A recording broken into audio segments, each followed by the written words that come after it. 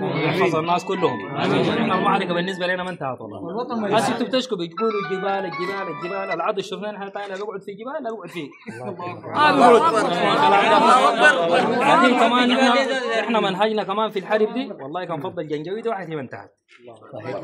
لسه في حاجات قاعده، عندنا التزامات قاعده. احنا والله هنا في وجودكم انتم الان في جنوب الولايه دايرين نقول لهن هناك في الشمال.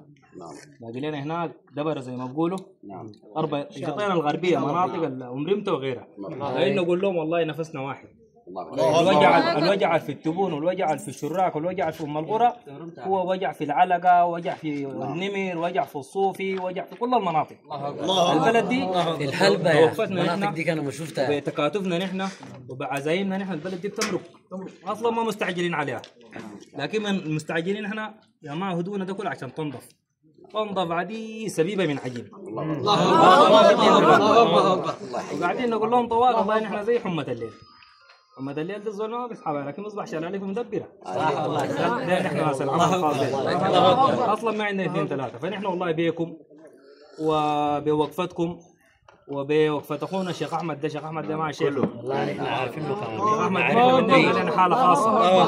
نحن نعرفه جيدا. كنا على يد الجهاد يا جماعه والتضحيات. عارفين والله دي موسى والله هو صدقوا نحن مطمئنين. اصلا هو ما فاتنا والله يا احمد ده. لكن والله هو قاعد في البلد دي احنا مطمئنين وعارفين عزيمكم ووقفتكم، لكن بصمته هو شايفيننا. ان شاء الله سبحانه وتعالى وحدكم دابوا على 10. المصايب لا تاتي فرادى يا جماعه. المصايب ما تاتي فرادى، لكن انا متاكد ان احنا من مجتمعات انا من رغض المختار وصعيدنا من العليقه. احنا كلنا اولاد حلال. نحن بنعرف حلالنا دي فيها تفاصيل صغيره، لكن لما تجي المحنه زي دي ما بتخلي الناس يتماسكوا. انتوا الحمد لله عدوكم جاكم من برا، والعدو جاكم ده عدو البلد كله، عدو الناس كلهم. محل ما مشى شرد ونهب وسرق واغتصب. انتوا ناس حارسين حرايتكم وحارسين بيوتكم وحارسين مالكم وحارسين عقبكم. جوكم في المحل ده دقوا الناس كلها شافت دق السواد. فعشان كده يا اخواننا والله لو عندكم شخصيه واحده وحدتكم دقوا على 10 يا الراجل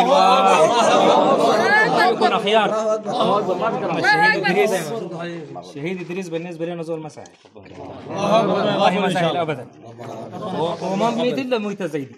اصله ما متخيلين من الايام انه هو يموت له في الفرش بتاع حرير، يموت في ايدنا قاعدين. الله اكبر. كلنا في الدرب ماشي. اليوم ده واحد من الزول ده خلقوه من نطفه وعلقه خلاص كتبوا انت بتموت 200 وكيف. نعم صح. عشان كده زول يقعد ورا ما في. هبه الناس دي هبه الشعب السوداني ده في الحرب ضد الجنجويد دي. احنا مسؤوليتنا ومسؤوليتنا معه نسوق كده لحد ما نصل بها برا الامان. الله نخلي واحد من الشعب السوداني ده من العقد ديقه. الله اكبر قدام بس. فربنا يجزيكم خير، وان شاء الله تحيات اخواننا كلهم ليكم.